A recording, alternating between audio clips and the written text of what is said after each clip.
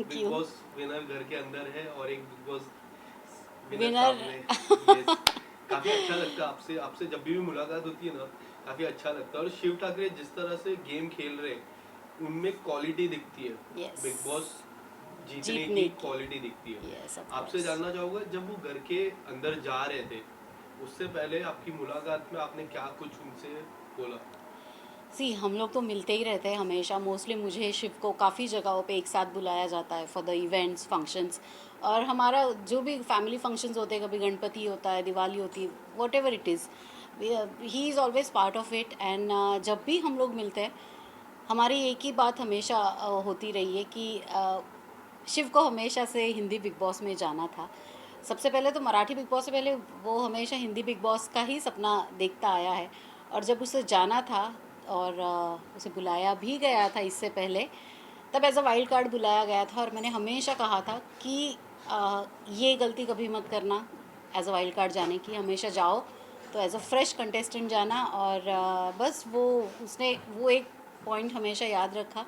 और सी, day one से जो धूम मचा रहा है शिव उस घर में, टिल डेट, जब अब लास्ट हफ्ता चल रहा है, फिनाले वीक ऑलमोस्ट हम पहुंच जाएंगे, कल से फिनाले वीक में होंगे। तो he is rocking and I am very sure कि मेरा भाई लाइट्स ऑफ करे बिना आएगा नहीं वापस। क्या आपको लगता है, आपने जैसे अभी जिक्र किया कि वाइल्ड कार्ड मत जाना, तो आप भी वाइल्ड कार्ड ही गए थे? यस, वो मेरी ज़िंदगी की सबसे बड़ी भूल थी। यस, वही वही पूछना चाह रहा था कि आपको लगता है कि अगर वाइल्ड कार्ड नहीं रहते, हाँ। आप डे वन से रहते हो तो कुछ अलग होता? यस क्योंकि यस उस टाइम डेफिनेटली। फाइनल में श्रीशांत एंड दीपिका थे, टॉप 3 या टॉप 2 में आप खुद को देख रहे थे तब। Yes yes definitely. जिस दिन मैं घर में गई थी और मैंने पहले 2 टास्क ही परफॉर्म किए थे, तभी से घर के ही सदस्यों ने मुझे टॉप 5 में हमेशा देखा। उन्होंने जब भी घर में रैंकिंग हुआ करती थी तो मुझे वो रैंक मिला था कि मैं टॉप 5 में डेफिनेटली होंगी। बट कभी कभी बिग बॉस भी ऐसी चाल खेल देते हैं, घर में कुछ ऐसी चीज़ें हो जाती है Yes. कि अनएक्सपेक्टेडली आप बिल्कुल फिनाले के नज़दीक पहुंच जाते हो और आप घर के बाहर होते हो। शिव ठाकरे की गेम के बारे में मैं बात करूँ, किस तरह से लगी आपको जर्नी शिव ठाकरे की गेम की? Mind blowing, mind blowing. मतलब शिव की जर्नी ऐसी रही है कि Shiv will be the example for he setting a bar की जो सालों सालों तक याद रखा जाएगा। कि अगर प्लेयर हो, इंसान हो बिग बॉस के घर में, तो वो ऐसा हो जो मतलब एकदम निडर होके और डे वन से एकदम फ्रंट फुट पे खेल रहा है। वो कभी उसने बैक सीट ली नहीं, हमेशा फ्रंट फुट पे आके अपना ओपिनियन रखा है। अब तो जब काफ़ी जगहों पे निकल भी चुकी है ये बात, कौन किसके क्या कॉन्ट्रैक्ट्स है, ये लड़का बिना किसी कंडीशंस और कॉन्ट्रैक्ट्स के उस घर में वैसे गया हुआ है। Contract in the sense show में आने का कॉन्ट्रैक्ट Yes. डेफिनेटली होता है, बट उसके अलावा के जो कॉन्ट्रैक्ट्स होते हैं, वैसा बिना किसी कॉन्ट्रैक्ट के वो वहाँ तक पहुँचा है। और ये इतनी बड़ी बात है मेरे लिए, बिकॉज आई कैन अंडरस्टैंड कि वैसे बिना किसी कंडीशन के आप घर में जाते हो और फिर भी इतनी देर तक सरवाइव करते हो, वो कितना मुश्किल है। हमने Yes. देखा है बाहर गए हुए लोग भी वापस वापस आए हैं बिकॉज उनके कॉन्ट्रैक्ट्स शायद वैसे होंगे। इस वजह से आउट हुए हुए कंटेस्टेंट भी घर पे आए, ऊपर से प्राइज मनी भी लेके गए। Yes. उनकी वजह से प्राइज मनी भी कटी है। अभी कल ही मैं देख रही थी, कल का जो एपिसोड है, बिग बॉस ने टास्क दिया, 2 ग्रुप बनाए उन्होंने और 2 ग्रुप में प्राइज मनी जीतने की उन्होंने ये की। मतलब ये पहली बार ऐसा होगा शायद बिग बॉस में कि किसी पर्टिकुलर इंसान को इतनी प्राइज़ मिलेगी और किसी पर्टिकुलर इंसान को इतनी प्राइज़ मिलेगी। मतलब इतने भेदभाव पे उतर चुके हैं अब ये लोग कि जिसे चाहते हैं प्राइज़ मनी दिलवाना ज़्यादा, उसे ज़्यादा प्राइज़ मनी।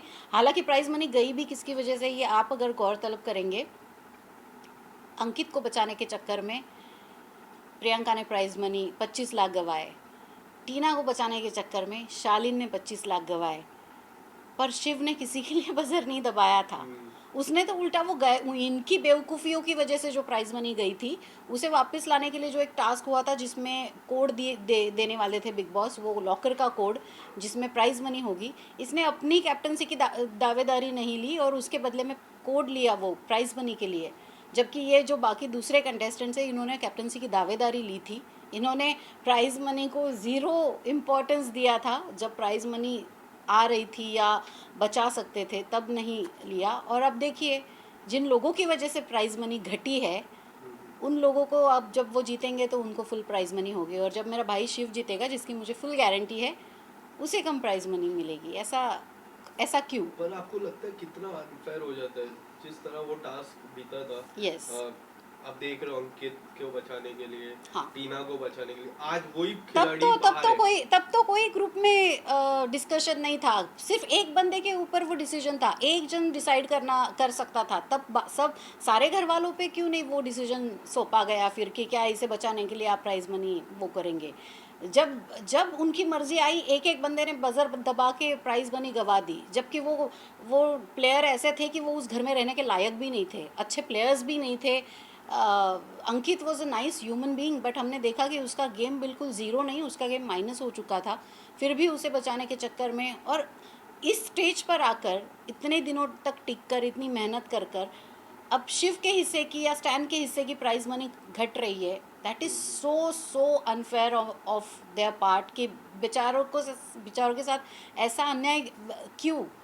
अब नॉमिनेशन का टास्क भी इस हफ्ते जो हुआ, क्या आपने देखा है कि फॉर एग्ज़ाम्पल जो बच्चा शुरू से लेके आज तक बिल्कुल पढ़ाई में ज़ीरो रहा है, ओके, जो अर्चना, प्रियंका, ये लोग जो कभी कोई टास्क नहीं जीत पाए, किसी टास्क में इन्होंने अपनी चमक नहीं दिखाई, कहीं पे भी शाइन नहीं हुए, वो लोग टास्क गलत करने के बावजूद, मतलब किसी ने 12 मिनट लिए, किसी ने 7 मिनट लिए, किसी ने और पता नहीं कितने 12 7 और प्रियंका ने शायद 14 मिनट लिए। मतलब जिसका कोई हिसाब ही नहीं है, गलत होने का कोई लिमिट ही नहीं है। इतना गलत खेलने के बावजूद वो लोग नॉमिनेशन से सेफ हो चुके हैं, तीनों ने भी गलत टास्क किया। और जिस बंदे ने सबसे एक्यूरेट टास्क किया, शिव का टाइमिंग था 9 मिनट 10 सेकेंड। इतना एक्यूरेट बिना घड़ी के कैसे कोई हो सकता है? फिर भी शिव ने वो किया, तो वो बंदा नॉमिनेशन में है। MC स्टैंड 10 मिनट उसने लिए, ऑलमोस्ट क्लोजर टू 9 मिनट, वो नॉमिनेशन में है। सो समझ में नहीं आता कि ये इतना अनफेयर ये ग्रुप देने की कहाँ से बिग बॉस को सूझी, और इतना गलत कैसे, मतलब अन्याय की भी कोई हद होती है यार, नाइंसाफ़ी की भी कोई हद होती है कि जो बंदा टास्क कर रहा है शुरू से लेके एंड तक, इतने डिस्ट्रैक्शंस, इतनी चीज़ें हुई, उसके बावजूद वो डे 1 से लेके अभी तक 100 में से 100 नंबर ला रहा है वो लड़का, और उसी के साथ ये सब गलत चीज़ें हो रही है। So I am not happy with that, but कोई बात नहीं, कोई बात नहीं, वो टिकट टू फिनाले ना जीते, कोई बात नहीं, वो नॉमिनेट हो जाए, ट्रॉफी वही जीतेगा। पर आपको कई हद तक लगता है जिस तरह साजिद के साथ उनकी दोस्ती थी, हम्म। अब्दू के साथ, जो मंडली की मैं बात कर रहा हूँ, जी। वो नॉमिनेट होने के बाद कई हद तक उनकी गेम में बदलाव आया, ऐसा आपको लगता है? लोगों को ऐसा लगता है जो दोस्ती वो निभाते थे, हाँ। अब्दू के साथ सबसे अच्छी दोस्ती थी, yes. As a yes. Elder brother treat करते थे अब्दू को। आपको कैसी लगी वो दोस्ती? That was the best thing in the house. Otherwise बाकी दूसरे ग्रुप को आप अगर देखो, सौंदर्या को देख लो, अर्चना को देख लो, टीना और शालीन को देख लो, प्रियंका को देख लो, ये लोग इतनी लड़ाइयाँ करते, इतनी लड़ाइयाँ करते, घर में इतना शोर होता है, इतने सारे शोरगुल के बीच में, मतलब ये जो एक अलग ग्रुप था वो हमेशा एक दूसरे की इज्जत उतारने पे मतलब कायम लगे रहते थे। मैंने जहाँ तक मैंने प्रियंका का गेम अभी तक देखा है, उसने अपने साथ जितने लोग थे उन सबको बेइज्जत किया है, उनकी बेइज्जती कर करके वो लोग बेचारे अपने ही दोस्त के हाथों बुरी तरह बेइज्जत बेया, मतलब वो एक कुछ है ना शेर, बड़े बेआबरू निकले होकर निकले तेरे कूचे से, तो ये सब अपने ही दोस्त के हाथों इतने बेइज्जत होके घर से बाहर निकले हुए हैं सारे के सारे। और यहाँ पर देखिए आप देखिए कि इतने कॉम्पिटिटिव शो में भी जहाँ पर सैनिटी भी अपनी सैनिटी खो दे, ऐसे शो में कोई अपने लोग हमेशा अपने दिल के करीब रखता है, चाहे जैसी भी सिचुएशन आए। इन लोगों ने कभी एक दूसरे से गिले शिकवे इस तरीके से नहीं किए। अगर कुछ एक दूसरे के लिए लगा भी, कोई चीज़ खटकी भी, तो साइड में आके शांति से बैठ के उन्होंने बात की है, एक दूसरे को समझा है, एक दूसरे के पॉइंट ऑफ व्यू एक दूसरे से शेयर किए बिना तमाशा बनाए। अगर इन दूसरे ग्रुप की बात की जाए, अगर ये मंडली है तो उसे मैं झंडली कहूँगी। उस ग्रुप ने इतने बुरी तरीके से एक दूसरे की इज्जत को तार तार किया है कि ऐसा लगता है यार, ऐसे ऐसे दोस्त होने से तो दुश्मन भले, कम से कम पता तो है कि वो दुश्मन है, तो इस वजह से हमारी इतनी बेइज्जती किए जा रहे हैं। बट जिस तरीके से इन लोगों ने अपने दोस्तों को ट्रीट किया है इस दूसरे ग्रुप ने, दैट वाज हिलेरियस कहूँगी मैं इस चीज़ को, और डिसगस्टिंग भी। लियो लियो बट मेरा जी कई लोगों का कहना है कि प्रियंका की जीत काफ़ी काफ़ी इजी हो जाती है क्योंकि वो कलर्स का फेस है और उसकी वजह से बिग बॉस हमेशा कलर्स के फेस को ही जिताते शिव जनता का फेस बनेगा, कोई बात नहीं। यस, अगर अगर ऐसा हो लियो लियो, जाता थांब थांब थांब थांब लियो। साक्षी, साक्षी लिओला घेऊन जा। साक्षी, साक्षी लिओला घेऊन जा बेटा। लिओ लिओ माईकवर येऊन बोलतोय। Leo also wants to say something. हाँ सो जी, हम क्या वहीं से लगता शुरू करते हैं जहाँ से हाँ, मेरा सवाल ये था कि लोगों का कहना है कि प्रियंका जीत सकती है बिग बॉस, काफी इजी है बिग बॉस जीतना उनके लिए क्योंकि वो कलर्स का फेस है। अगर ऐसा हो जाता है तो वो कितना अनफेयर हो जाता है बाकी लोगों के लिए, जैसे कि शिव है, एमसी स्टैंड है, ऐसे लोगों के लिए जो जो दिल से खेले ऑफ कोर्स वो अनफेयर होगा ही, और हमने पिछले कुछ सीजन्स की हिस्ट्री भी देखी है कि अनफेयर तो हुआ है लोगों के साथ। मतलब अच्छे कंटेस्टेंट्स के साथ कहीं ना कहीं थोड़ी सी नाइंसाफ़ी तो हो ही गई है, डिस्टर्बेंस नहीं आई है तो। आपसे जानना चाहूंगा कि जिस तरह प्रियंका को लोगों का कहना है कि वो कलर्स का फेस है और वो ही जीत सकते हैं, ये कितना अनफेयर हो जाता है जैसे एमसी स्टैंड और शिव के लिए जो दिल से वो गेम खेले और खेले। जिस तरह से वो गेम खेले, जिस तरह वो रियल लाइफ में वही बिग बॉस के घर में है। अनफेयर तो सी देखिए हो ही जाता है, और हम शुरू से लेके एंड तक देखते ही रहते हैं कि कहीं कहीं जगहों पे वो दिखती है, फेवरिज्म पता चलता है।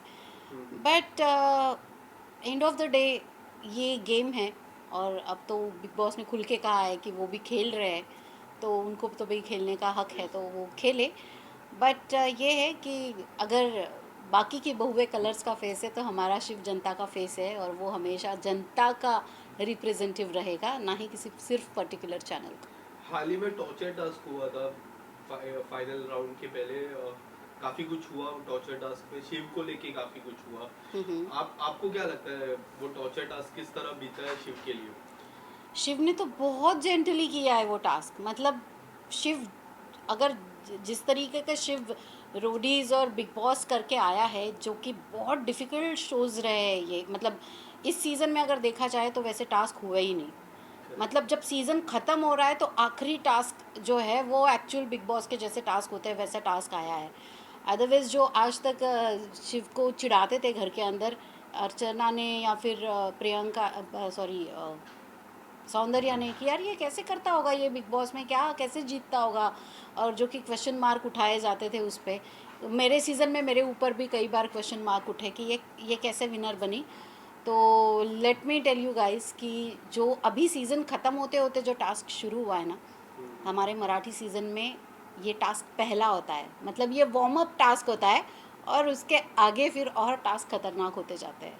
तो हम वो खेल के वहाँ से आके यहाँ पर आए हैं। मतलब वो लेवल, मतलब इतना उसका टफ होता है टास्क का, कि वहाँ से लेके हम उसके बाद यहाँ आए।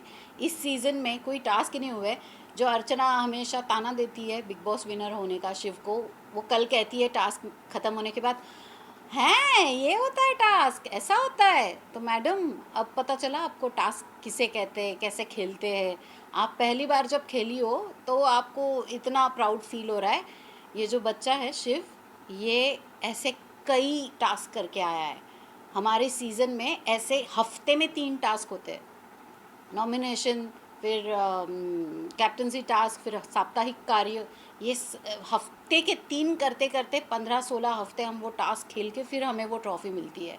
तो उस ट्रॉफ़ी की थोड़ी तो इज्जत रखिए। जब आप घर के बाहर आएंगी, अर्चना जी या फिर सौंदर्या जी देख रही होंगी, जिन्होंने भी बिग बॉस के मराठी विनर्स पे क्वेश्चन मार्क्स उठाए, उनके लिए ये मेरा कहना होगा कि किसी अगर आपको टाइम मिले, खैर अब तो आप बाहर आ जाओगे तो आप लोगों के पास टाइम ही टाइम होगा, इसके बाद तो शायद ही आप बिज़ी होंगे, तो आप देखिएगा कैसे होते हैं मराठी सीज़न, फिर आपको पता चलेगा शिव कैसे जीता था। कुछ आखिरी सवाल मैं पूछूंगा। हम्म। आपको क्या लगता है सबसे बड़ा कंपटीशन अब शिव के लिए उस घर में कौन है?